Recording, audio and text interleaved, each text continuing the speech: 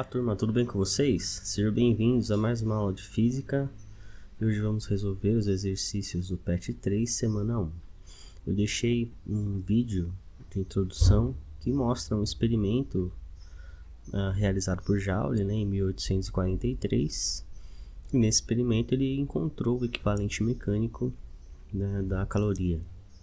Caloria é o termo utilizado para medir energia, especialmente no nosso cotidiano, especialmente a energia química dos alimentos. E Joule ele converteu esse valor chamado de caloria em um equivalente chamado equivalente mecânico, que verificou o aumento de temperatura gerado pela queda de pesos, que tinham uma determinada energia potencial. Então, a uma certa altura, ele conseguia, a partir daquele valor exato de energia potencial, verificar a quantidade o aumento gerado então na temperatura pelo movimento das pás. Então, nesse experimento, eu deixei um vídeo de ilustração mostrando esse experimento, que foi um dos mais importantes, dessa época aqui do século XIX, para o desenvolvimento depois que chegou à conclusão do princípio de conservação de energia. Então vamos lá.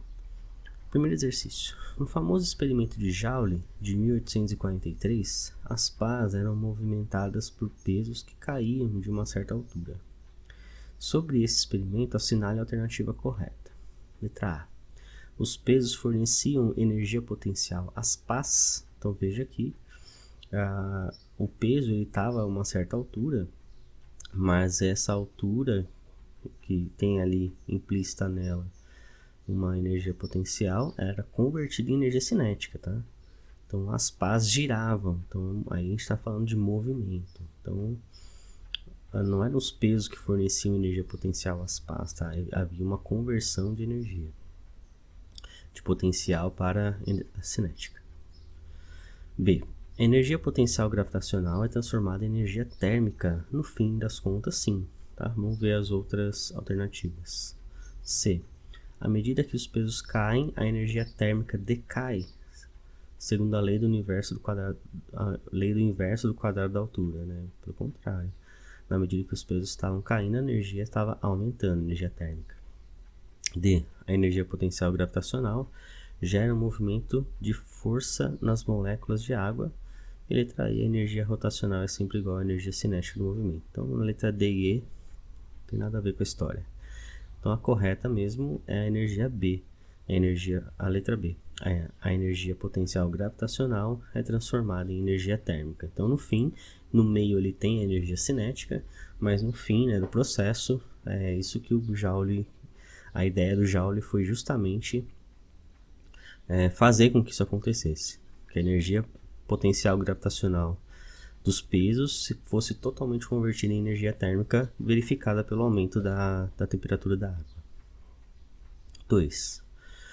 No experimento de Joule ocorrem várias transformações de energia. Cite os tipos de energia envolvidos nesse experimento e as conservações de energia verificadas por ele. Então, nós vimos que a gente tem a energia potencial gravitacional sendo convertida em energia cinética pela rotação das pás, e energia cinética sendo convertida em energia térmica, verificada a partir do aumento da temperatura. Tudo bem? Então, a primeira questão, ela mostra o princípio de conservação de energia, da potencial sendo transformada em energia térmica. Então, com as suas palavras, utilize essas informações e responda a questão número 2. 3. Algumas esferas de aço são inseridas dentro de um cilindro hermeticamente fechado, feito de um material isolante térmico, que não permite trocas de calor entre o meio interno e o meio externo. O cilindro é virado, provocando uma queda das esferas. Esse episódio se repete por várias vezes consecutivas. Após algum tempo, verifica-se que a temperatura das esferas... Veja que se eu estou chacoalhando as esferas, eu estou gerando um certo atrito, tá? Então uma está batendo na outra. Então depois eu levo essa informação para a gente completar a alternativa depois, tá? Isso se dá porque as esferas ali tem energia com o meio na forma de calor e a energia das esferas se transformou em energia.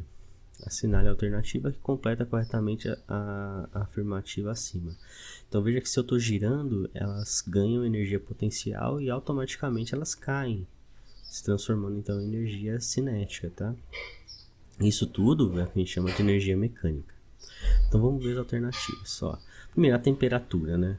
A temperatura vai aumentar por causa desse toque, né? Esse atrito, né? Ele vai gerar um aquecimento, com certeza. Então a letra D e E a gente já elimina. Porque o fato de você ficar fazendo com que as esferas se toquem, se atritem, isso vai gerar um aquecimento. Então, olha lá, isso se dá porque as esferas trocam energia com o meio ou não trocam? Na verdade, não trocam. Por quê? Porque ele falou que o cilindro está isolado, um material isolante térmico que não permite trocas de calor entre o meio interno e o meio externo. Então, a energia com o meio na forma de calor. Então, eles não tá trocando, né, energia. Aqui, né, se alguém colocasse trocam é porque não leu direitinho o enunciado, né? Porque no enunciado já está respondendo. Então, não trocam. E o que a gente tem? Então, a gente tem energia mecânica, né? E a energia mecânica do movimento sendo convertida em energia térmica. Então, a correta é a letra C, ó. A temperatura, ou vamos ler direitinho agora. Após algum tempo, ele fixa que a temperatura das esferas aumenta. Isso se dá porque as esferas não trocam energia com o meio na forma de calor e a energia mecânica se transformou em energia térmica. Então, a letra C é a alternativa correta para a questão número 3. 4. Segundo a OMS, a Organização Mundial da Saúde, um ser humano adulto deve consumir diariamente 2.500 quilocalorias para que seu organismo funcione bem. Sabendo que 1 quilocaloria equivale a 1.000 calorias e considere 1 caloria igual a 4,2 joules, calcule a quantidade de energia em joules que deve ser ingerida diariamente para que o organismo de um adulto funcione bem. Então vamos lá. Vamos pegar aqui. Sem querer apertei. Então vamos pegar aqui na questão número 4. Vamos resolver ela. Então o que nós temos aqui? Nós temos que a quantidade de energia, vou chamar de energia E, que um ser humano precisa para viver bem, né? É de 2.500 quilocalorias. O K sempre equivale a 1.000, né, gente? Quilograma, quilômetro, lembra disso. Ele deu a conversão aqui. Então, que é 1 caloria.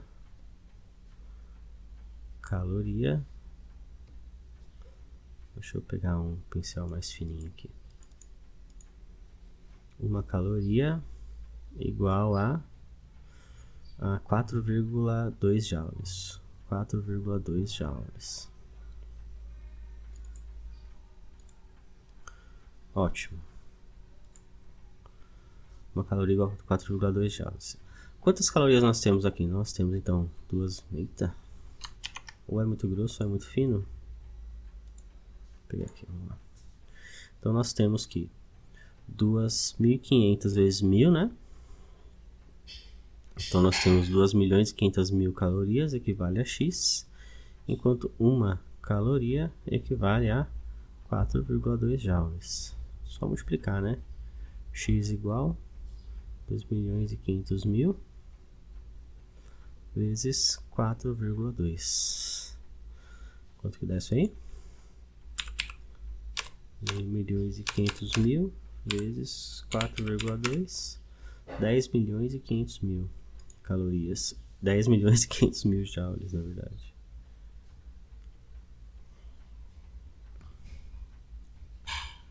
$500.000 joules. Vamos mudar pra gente deixar isso aqui em notação científica, né? Ficar bonitinho. ficar x igual a 105. 1,05 na verdade. 1,05 vezes 10 elevado a 1, 2, 3, 4, 5, 6, 7. É muito comum, tá, gente? Esse tipo de notação aqui nessa matéria, tá? Muito comum utilizar porque às vezes a gente encontra aqui números muito grandes, né? Então usar notação científica sempre é uma boa alternativa, tá bom? Então é isso. Esse foi o nosso PET 3 semana 1 e a gente se vê na próxima aula. Bons estudos para vocês, um forte abraço e até lá. Tchau, tchau.